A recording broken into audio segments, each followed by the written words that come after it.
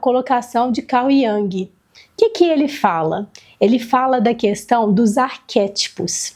O que são os arquétipos? Arquétipo é um padrão de comportamento e que a pessoa passa a repetir aquele padrão de comportamento novo. Tá ok? Eu vou explicar isso daí melhor. Quem que foi Jung? Jung, ele é um psiquiatra, psicoterapeuta, e ele introduziu uma novidade, uma modernidade para a época, com muitas ideias novas. Ele era filho de um pastor protestante e uma mãe espírita. Então ele consegue, dentro dessa divergência religiosa, ele traz muitas ideias novas. Então vou te explicar com exemplos como que a gente pode ativar um arquétipo e modificar a nossa vida. Tá bom? O primeiro arquétipo que a gente vai falar é o arquétipo da deusa Hera. Quem foi a deusa Hera? A deusa Hera é uma deusa grega e ela era a rainha do Olimpo. Então ela era a deusa das deusas, uma mulher belíssima e uma mulher extremamente materna. Vou tentar resumir para você um pouco da história da deusa Hera. A deusa Hera, ela é sequestrada por Zeus, forçada a se casar com ele, e ela vai viver uma lua de mel de 300 anos. Depois desses 300 anos, quando eles retornam para o Olimpo, ela foge, exausta, né? Imagino eu, de uma lua de mel de 300 anos. Ela foge exausta. E nessa fuga do relacionamento, Zeus vai atrás dela. Então ele vai tentando a qualquer custo retomar esse relacionamento de novo. E ela não quer de jeito nenhum. O que Zeus faz? Ele pede para talhar num tronco de madeira as feições de uma mulher. E quando ele talha, né, as feições de uma mulher, ele pede para arrumar uma roupa para ela de noiva, para ele fingir que ele vai casar com uma outra mulher. É aquele negócio assim, já que você não me quer, tem quem queira. Então foi essa linha de Zeus aí nesse momento. Você não quer não? Você vai fugir? Tô tentando voltar. Você não vai voltar não? Então tem quem queira. Então ele arma uma situação para que ela pense que ele vai se casar com uma outra mulher. Então ele faz um evento. Ele põe uma história e ele firma essa história e faz todo o ritual como se ele fosse se casar com uma mulher misteriosa, porque a mulher que ele ia se casar ninguém sabia quem era, né? Enfim, não era nenhuma mulher, um tronco talhado, né? E ele arma essa situação. Aí no que ele arma essa situação de um casamento, a deusa Hera fica enlouquecida. Como assim ele vai se casar com uma outra mulher se ele é casado comigo? Então, afinal de contas, a gente é casado. Então ela volta enfurecida. Aí nesse momento que ela volta enfurecida, ela rasga a roupa da noiva, ela faz um escândalo, aquela cena de novela. Rasga, faz aquela confusão toda e tem uma crise de ciúme patética. E nessa crise de ciúme, Zeus ri da cara dela e fala, tá vendo? Não tenho ninguém, eu tô com você. A nossa vida é nós dois, a gente que tem que estar junto. Olha o que você está fazendo, olha que coisa ridícula. É porque você ainda quer ficar comigo. Vão voltar e vão ficar junto. E nesse momento eles retornam o enlace e seguem com o matrimônio, seguem com o casamento. A deusa Hera é uma deusa extremamente materna. É aquela mãe, aquela figura, ela além de uma matriarca, ela tem as questões todas do afeto materno.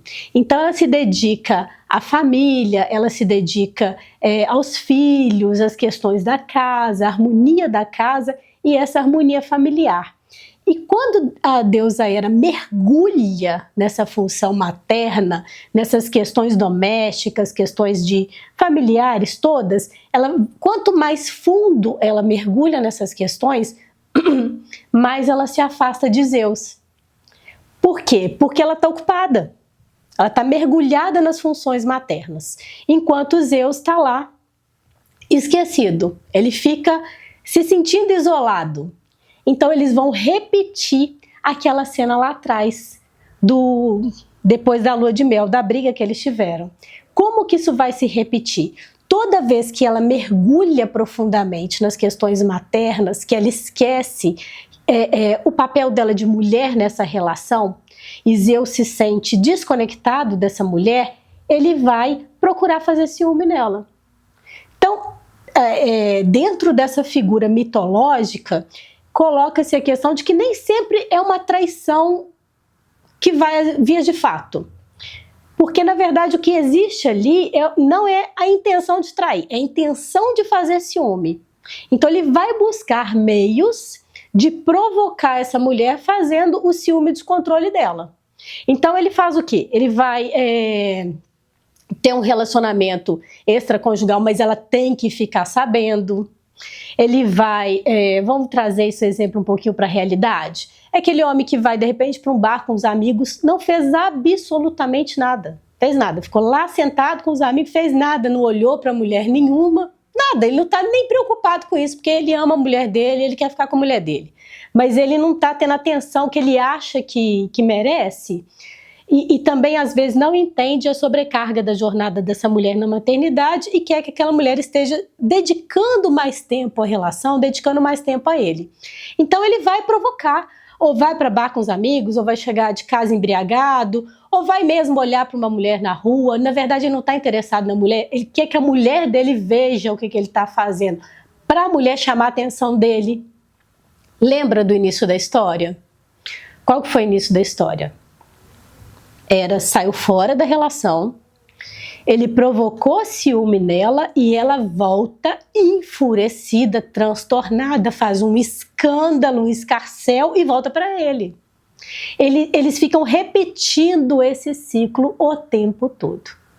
Então esse homem viu o distanciamento da mulher, ele provoca uma situação de ciúme, a mulher volta, briga, é aquela mulher que o homem chega de madrugada, e ela falta jogar a cadeira nele, jogar as coisas em cima dele, faz aquele escândalo dentro de casa e volta para ele.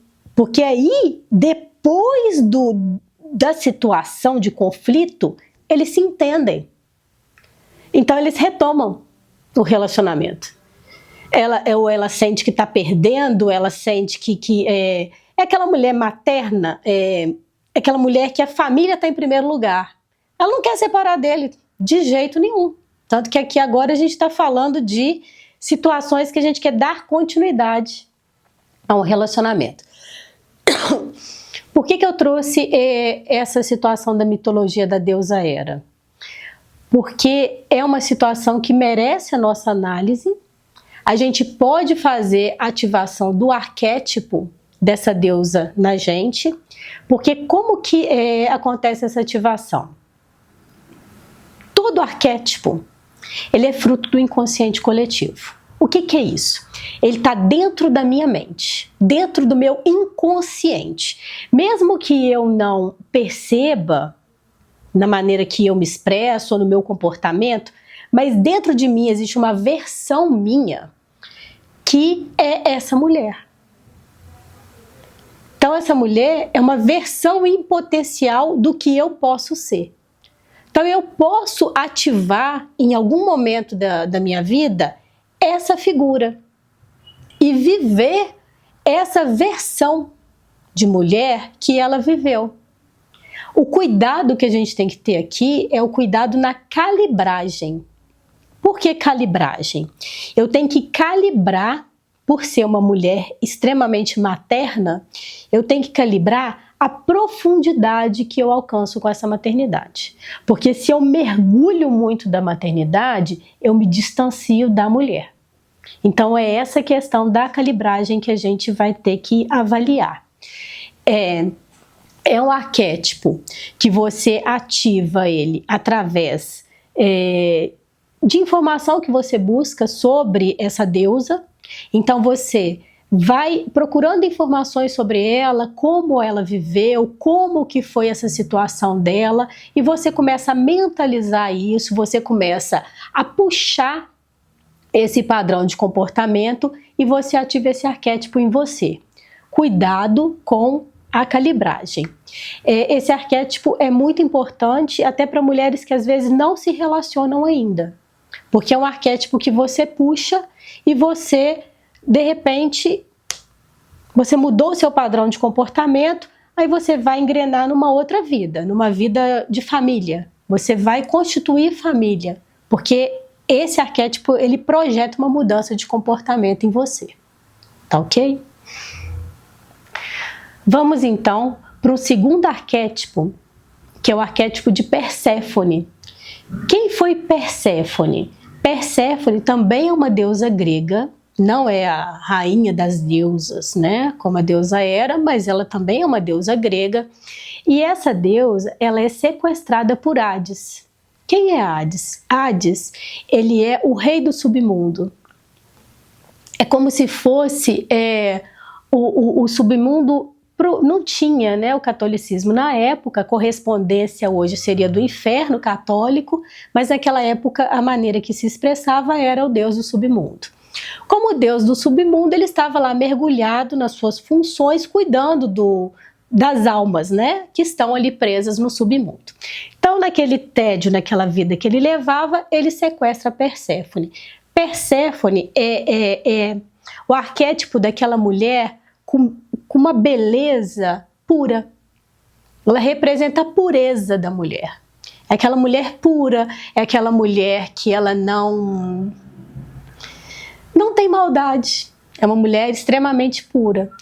E Hades, o extremo oposto, né? Porque você pensa uma pessoa que está vivendo no submundo. Então ele sequestra Perséfone, leva Perséfone para o submundo e lá ela vai ser mantida presa. É o cárcere privado, né? Ela fica presa no submundo e ela vai ficar, é a vida dela ali agora. Ela vai ficar presa ali.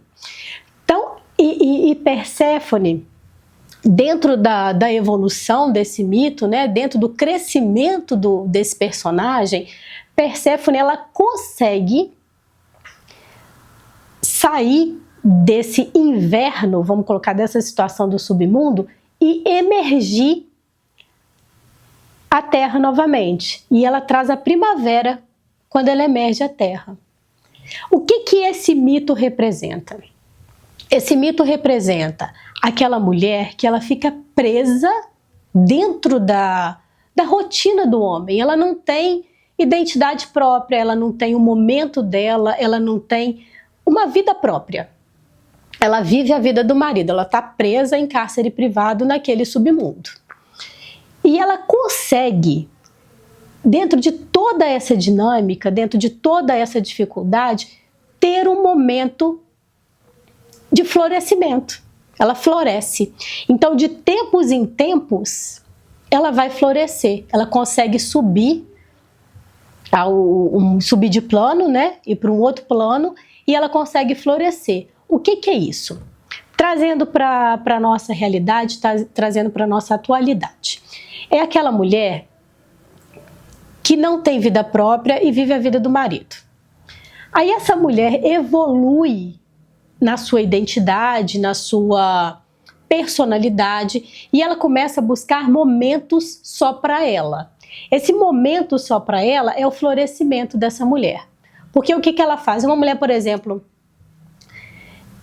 ela vai matricular na academia de ginástica, ela vai fazer uma aula de dança, ela vai aprender um idioma novo, ela vai fazer uma pós-graduação, ela vai começar a ter um momento que seja só dela. Nem que seja ir para um salão de beleza no final de semana, fazer uma unha, fazer um cabelo, se arrumar. Nem que seja isso, é a primavera dela.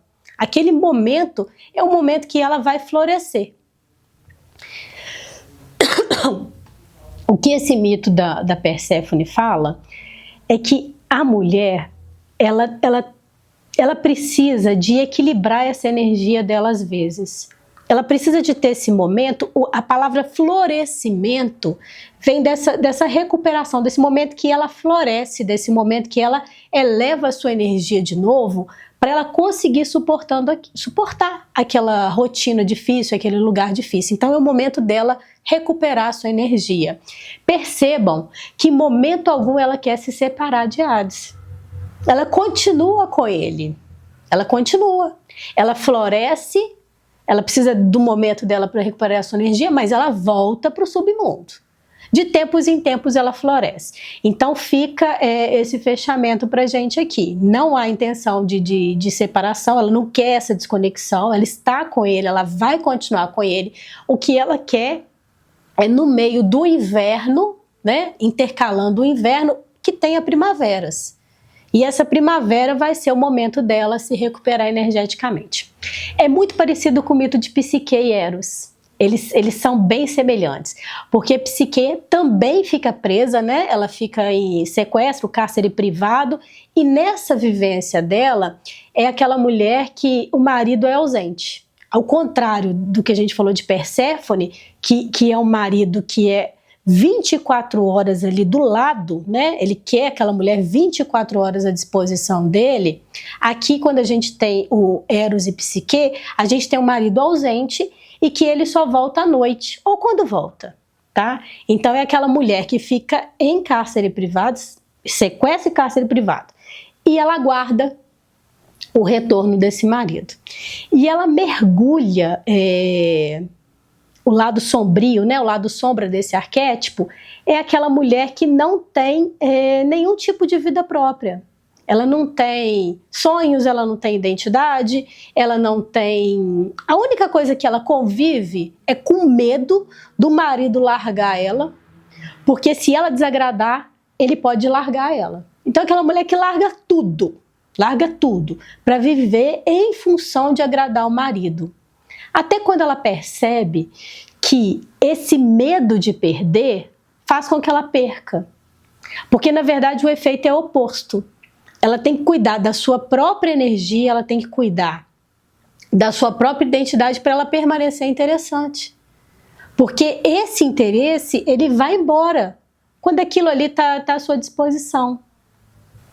Nessa questão do mito de Psique, a gente vê o crescimento da personagem quando ela começa a entender, quando ela começa a acordar que aquele medo de perder, o medo de desagradar, o medo de enfrentar, o medo, inclusive tem uma colocação muito profunda também com a sogra, né? A dominância da sogra. Quando ela começa a perceber que ela precisa enfrentar essa situação, ela precisa ir para frente do conflito para ela poder sobreviver naquela relação, para ela poder até preservar aquela relação, aí ela começa a evoluir como personagem. Aí ela começa a se posicionar, ela começa a entender a colocação dela e ela salva a relação.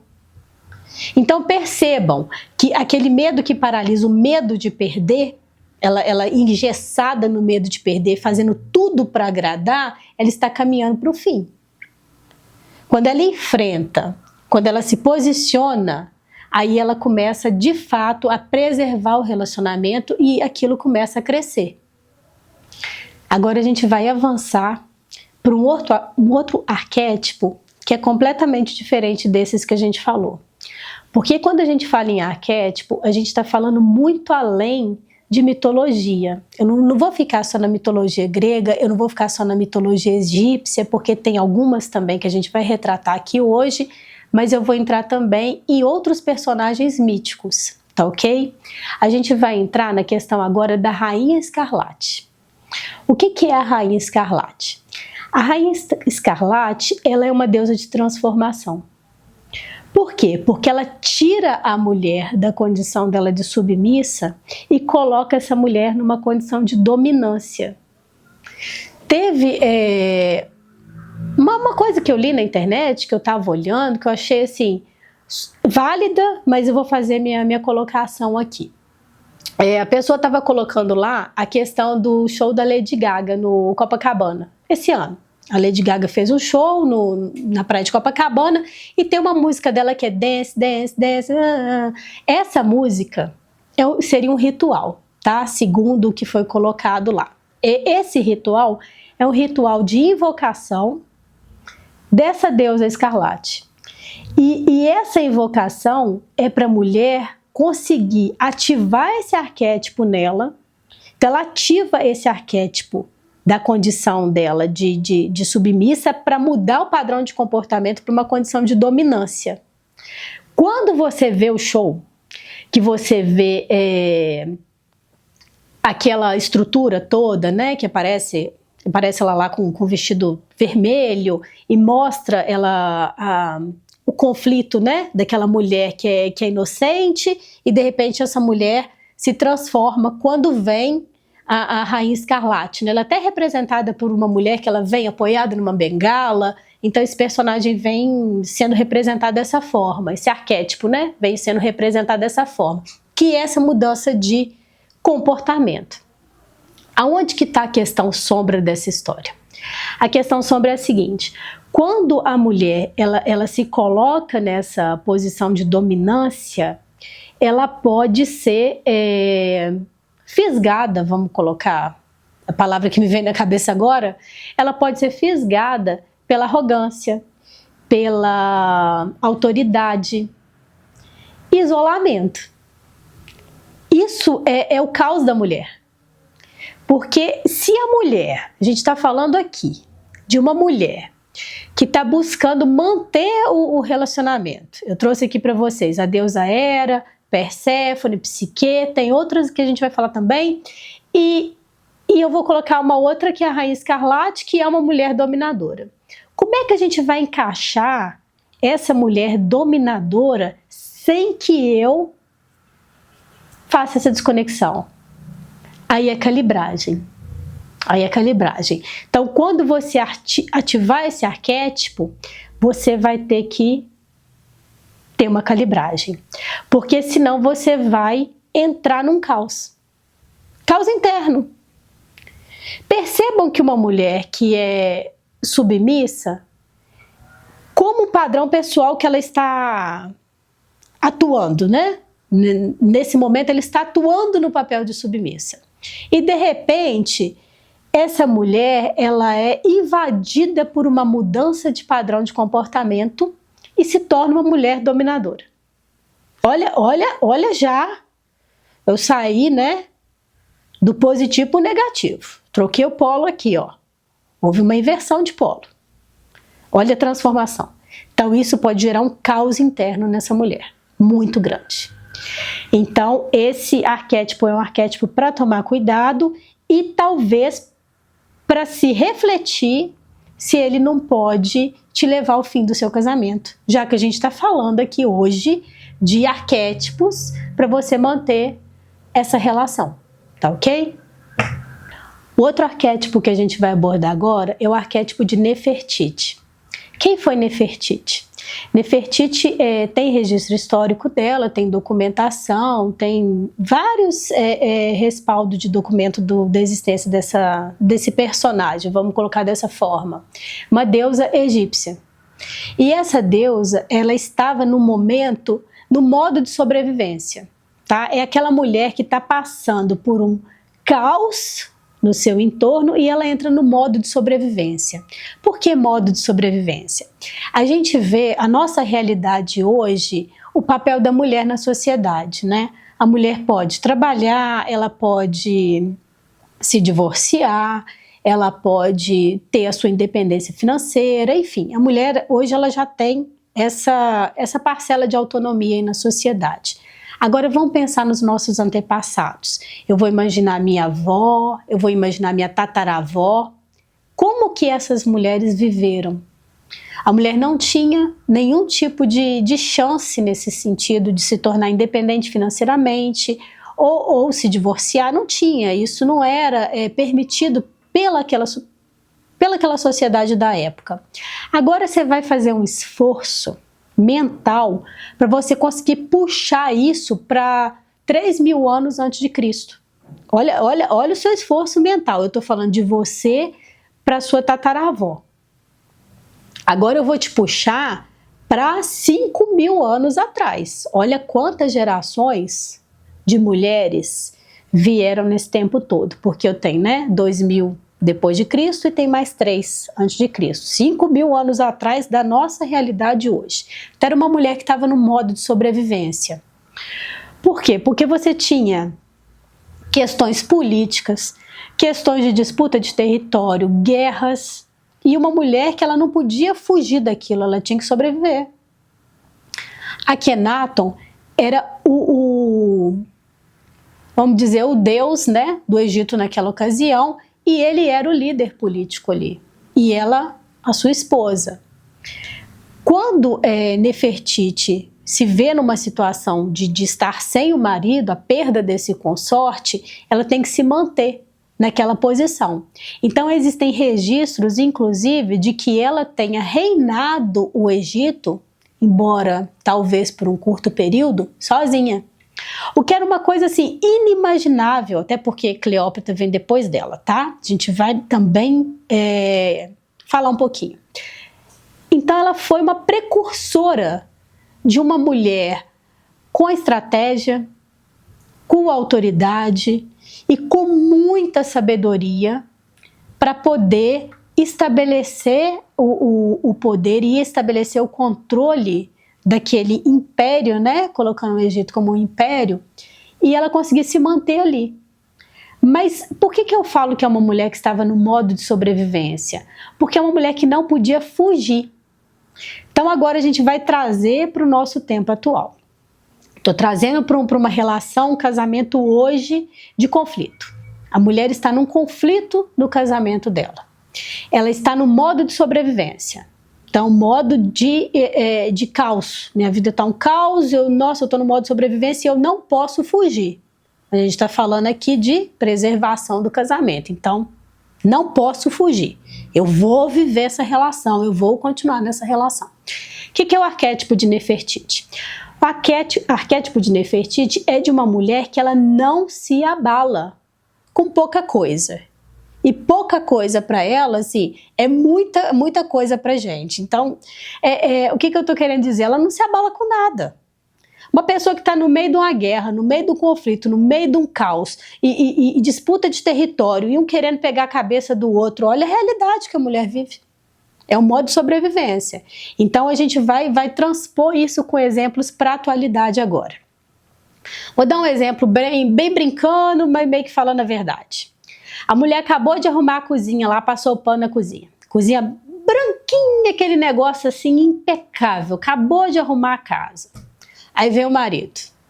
Pisou assim na metade da cozinha, a mulher só deu aquela olhada, voltou de ré e ficou aquela cozinha toda manchada. Tudo pé preto ali do marido. Aí o que a mulher faz? Ela já grita, né? Você sujou a cozinha, acabei de limpar, tá tudo sujo, nossa senhora, eu não aguento mais essa vida, não aguento essa casa, e pronto. Agora vamos colocar, essa mesma mulher ativou o arquétipo de Nefertiti, agora ela é a versão Nefertiti nela mesma, então agora ela é Nefertiti. Bom, vamos voltar. Limpou, a cozinha tá aquele chão espelho, chegou o marido. Veio, pisou de barro, pisou tudo, sujou a entrada, voltou, né? Ficou aquela confusão ali. Nefertiti é uma mulher que ela não briga. Nefertiti não grita, Nefertiti não faz escândalo, Nefertiti não briga. Nefertiti só olha. Nefertiti só vira e fala assim: amor, não tem problema. Não tem problema. Sujou, não tem problema. Sujou, depois eu limpo, outro dia eu limpo. Nefertiti não vai limpar mais aquilo ali. Nefertiti vai deixar a cozinha suja para o marido desconfiar. Mas se o marido não desconfiou, também, ó, Nefertiti não grita. Nefertiti não briga com o marido. Então Nefertiti só olha e fala assim: amor, não tem problema, eu limpei para sujar. Eu limpei para sujar, deixa a cozinha suja. Provavelmente, o que o bonito vai fazer? Vai lá buscar um pano, vai passar aquele pano assim na cozinha, vai deixar aquele negócio tudo borrado, aquela mancha na cozinha que estava toda impecável, e Nefertiti não vai brigar. Nefertiti vai olhar e falar assim: nossa, amor, ficou ótimo. Que bom que você me ajudou, muito obrigada. Isso é o arquétipo de Nefertiti, ela não briga.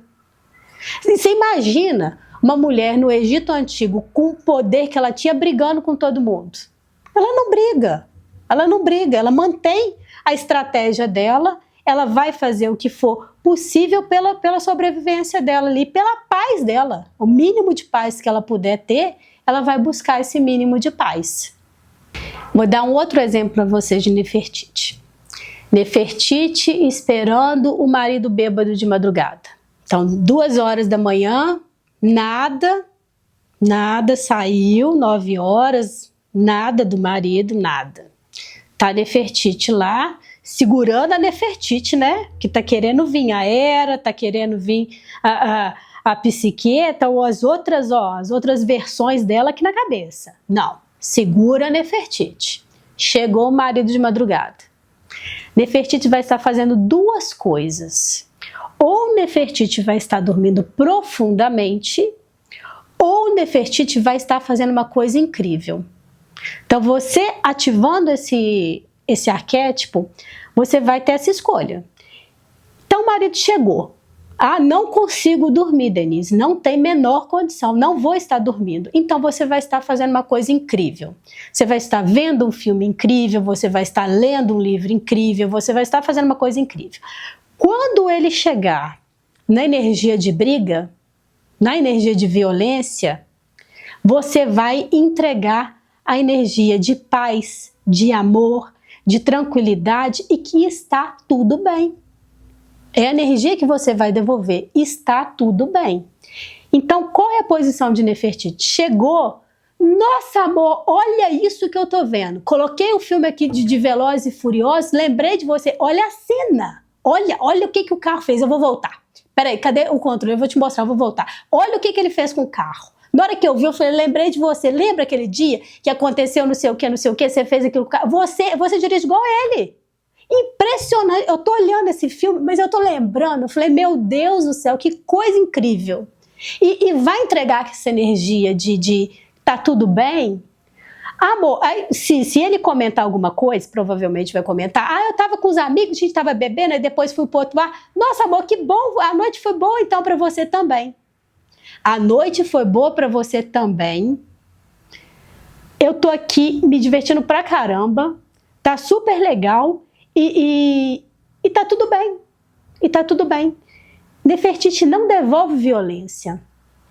A deusa Minerva é uma deusa da guerra, tá?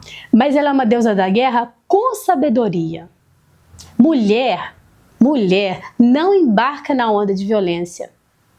Nós não temos força física para um embate físico. Eu não vou pegar meu marido, não vou. Não tem como. Isso daí é impossível. Então, qual que é a estratégia da deusa Minerva? Justamente a estratégia da sabedoria. A mulher, ela é sábia. Se você não tem força física, você tem sabedoria para lidar com a situação. Se essa situação que você está vivendo é uma situação que você não tem para onde fugir, e não quer, né? Porque nós estamos colocando situação que você quer preservar o seu casamento. Então, você pode se valer desse arquétipo de Nefertiti, pode se valer do arquétipo da deusa Minerva, que é uma deusa que lida com guerra com sabedoria, e você vai conseguir passar por essa situação. Lembrando o seguinte, todo arquétipo é fruto do nosso inconsciente coletivo. O que é inconsciente coletivo? É o que está dentro da minha mente, eu tenho essa versão de mim. Dentro da minha mente tem essa versão. Eu posso ativar essa versão dessa mulher através de mentalização. Eu vou mentalizar como essa mulher foi, como que essa mulher viveu, como que essa mulher reagia, como que essa mulher sobreviveu naquelas circunstâncias, como que ela venceu aquilo. E eu vou mentalizando e eu vou refletindo, lembrando que teosofia é intuição e intenção. Eu trabalho intuição, eu trabalho intenção. Para me ativar esse arquétipo em mim, eu vou ativar essa versão de mim mesma, eu vou me tornar uma nova Denise, é uma versão de mim, e nessa nova versão eu tenho uma mudança de padrão de comportamento. Eu vou a partir dali ter um outro padrão de comportamento. Eu vou ativar esse arquétipo sempre que eu precisar e vou desativar sempre que eu precisar. Essas deusas, como a deusa Nefertiti, são deusas belíssimas. São mulheres que se cuidam, são mulheres que se amam, se respeitam e vão se preservar. Uma mulher que não grita, que quer enfrentar o marido no braço, é uma mulher que se ama. É uma mulher que se ama. Ela não se coloca naquela situação. Ela se preserva. Ela é sábia. É uma mulher sábia. É uma mulher que ela não mergulha no conflito. Ela tem estratégia. Tá ok? Vamos para a estratégia da Cleópatra. Cleópatra tem uma estratégia especial, porque ela tem a estratégia da sensualidade. É uma mulher extremamente sedutora e consegue tudo o que ela quer, pensa tudo com a sedução. Sedução é a marca dela. É estrategista, é uma mulher que se ama, usa a estratégia, mas a sedução para ela é uma arma. Ela vai nesse viés. Se esse arquétipo encaixar, fizer sentido para você, você pode ativar esse arquétipo também. O Egito sofria várias invasões, né? A gente teve situações caóticas. Ninguém nunca conseguiu dominar o Egito. Porque essas mulheres, com tanto conhecimento, com tanta sabedoria, com tanta estratégia, estavam ali muito além da força física, né? A gente não tem a força física, mas a gente tem a sabedoria, a gente tem estratégia. Muitas invasões por imperadores romanos, no Egito, essas invasões todas fracassaram, todas, porque Cleópatra foi seduzindo um por um. Depois você pega aí no Google, se você quiser pesquisar a história dela, você vai ver como que esse personagem usa a sedução como poder. E como isso foi importante e necessário para o modo de sobrevivência que ela entrou naquela circunstância. Ela não tinha o que fazer. Ela não tinha o que fazer. Ela não tem um exército que a proteja. Ela não tem força muscular. Ela não tem liderança militar. Ela tem o quê? Ela mesma. Ela mesma. Então, ou ela usa a arma que ela tem, a sabedoria que ela tem, o poder que ela tem, a estratégia que ela tem, e ela usa e vai se valer disso, ou ela já teria ido embora, já tinha partido, subiu de arrasta, né? O pessoal agora tá falando, subiu de arrasta. Era o que aconteceria com ela. Mas ela manteve-se firme, ela ficou lá. Então, essa questão desses arquétipos, isso vem mostrar pra gente ideias, tá? Eu tô trazendo isso aqui para vocês como ideias de conflitos que outras mulheres viveram e como que elas conseguiram superar, sobreviver. Vamos usar a palavra sobreviver a determinadas situações. Aí, continuando nessa linha da teosofia, né? Porque a teosofia ela vai misturar todas as religiões, toda a mitologia, ela vai misturar tudo, né? Porque na verdade a gente não entende que uma religião exclui a outra. Na verdade, elas se complementam. E eu posso me valer de qualquer coisa, porque tudo está à minha disposição para que eu possa usar aquilo no momento que eu precise, né? Então a gente tem posições do hinduísmo, que eu citei na última aula, questões do budismo, a gente vai aprofundar nisso também em outras aulas, mas eu estou querendo te dizer o seguinte, eu tenho também deusas do hinduísmo. Essas deusas do hinduísmo são deusas que elas têm poderes extremos também. E você pode não necessariamente ativar o arquétipo dessa deusa, mas você pode tentar canalizar a energia dela. E como que você canaliza essa energia dessas deusas? Você primeiro estuda, né? Qual que é a energia daquela deusa, como que você está, a sua situação, qual é o seu modo de sobrevivência, o que que você pode pedir de ajuda ali naquele momento, o que que você está precisando e você vai canalizar essa energia. Tem uma deusa que é a deusa Kali. Essa deusa ela tem um poder extraordinário de limpeza. É muito grande o poder dela. Você pode entrar mesmo no YouTube, você vai colocar lá Deusa Kali Mantra. Nesse mantra você já começa a ouvir, e você vai ouvindo o mantra, e depois você vai vendo que as coisas vão ficando para trás.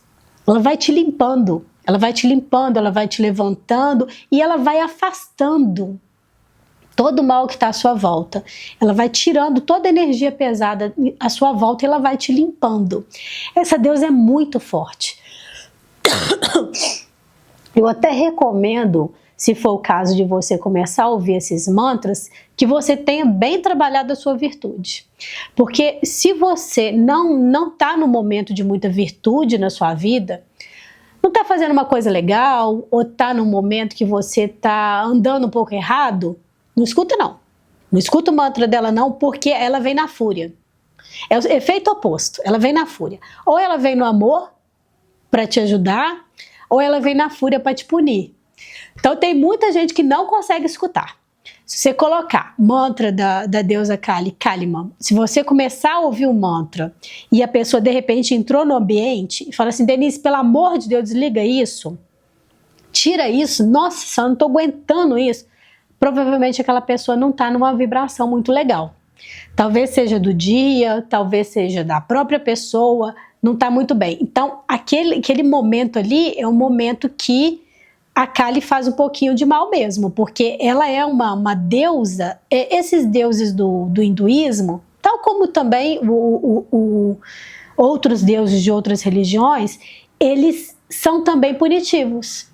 Então, se você não tiver buscando uma intenção boa naquele momento, se você não tiver a intenção do amor, se você não tiver a intenção de preservação, aquilo ali pode ter um efeito rebote e ter um efeito contrário e acabar te colocando num negócio bem ruim, meio esquisito. Vão começar a ter alguns pesadelos ou ter alguma coisa esquisita.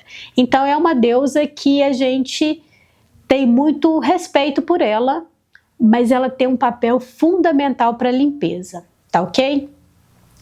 Tudo que eu falei aqui hoje, desses arquétipos, obviamente são arquétipos do inconsciente coletivo feminino, mas eles se aplicam também ao inconsciente coletivo masculino, tá ok? Você pode ativar o arquétipo independente de questão sexual.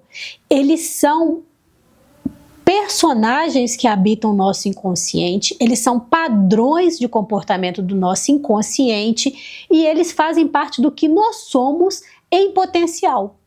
Eu posso trazer aquela versão para a minha realidade hoje e adotar esse novo padrão de comportamento. Eu posso trazer outros arquétipos masculinos aqui também, trabalhar o arquétipo, por exemplo, do imperador, um homem autoritário, um homem que chega e que se impõe e que ele vai pela força, Ares, deus da guerra, violência, enfim. De uma maneira geral, os arquétipos masculinos estão ligados à força física, à violência e à imposição. Muito dessa forma, muito dessa forma. E isso traz uma questão para o homem, dele de repente trabalhar essa questão do lado sombra desses arquétipos. Porque a gente não está numa realidade mais de Idade Média, de Egito Antigo, de Roma Antiga, você não está numa realidade de guerra mais. Então você trazer um arquétipo para a sua vida de violência, você vai ter que avaliar como que você vai colocar isso. Lógico, se fizer sentido para você dentro da sua realidade, você pode ativar esse arquétipo e entrar nesse personagem. Vamos colocar assim? Entrar nesse personagem? Porque se aplica, por exemplo, dá um exemplo das atrizes de novela. O que a atriz de novela faz? Ela pegou o roteiro daquele personagem, ela começa a estudar o personagem. O que é estudar o personagem? Como que ele se comporta, o que ele gosta, quais são as preferências, como que seria a aparência física desse personagem, e ela começa a construir, ela começa a montar esse personagem, o laboratório. O que é isso? Ela está se nutrindo de informações para ela conseguir incorporar aquele personagem, ela vai, na verdade, ela vai imitar. Ela vai personificar aquele personagem em cima de um padrão de comportamento, de uma imitação. Você ativou o arquétipo. O arquétipo é isso. Então você ativa. Aí você tem que depois conseguir avaliar isso tudo para você conseguir sair do personagem. Você já viu relatos, por exemplo, de ator que às vezes terminou a gravação, já está fechando o set, já encerrou tudo e o ator está lá no canto da filmagem lá chorando? Não saiu do personagem, ele está ainda sofrendo aquilo. Tem caso, teve uma perda, o personagem morreu, a pessoa entra em luto, o personagem morreu. Ela mergulhou numa profundidade que a gente tem que tomar um pouquinho de cuidado. Então eu estou te falando que você pode se valer sim e deve desses arquétipos para você poder melhorar uma situação que você está vivendo, para você buscar uma luz. Vamos dizer assim, eu estou precisando de uma luz aqui porque eu não sei o que eu faço. Então você pode se valer desses arquétipos para você ativar uma nova versão de si, entender as consequências disso e entender como que você faz para você desativar esse arquétipo, que é o momento que você começa a agradecer a ajuda que você recebeu e você começa a se despedir dele. Aí você vai soltando para você voltar à energia que é sua. Tá joia?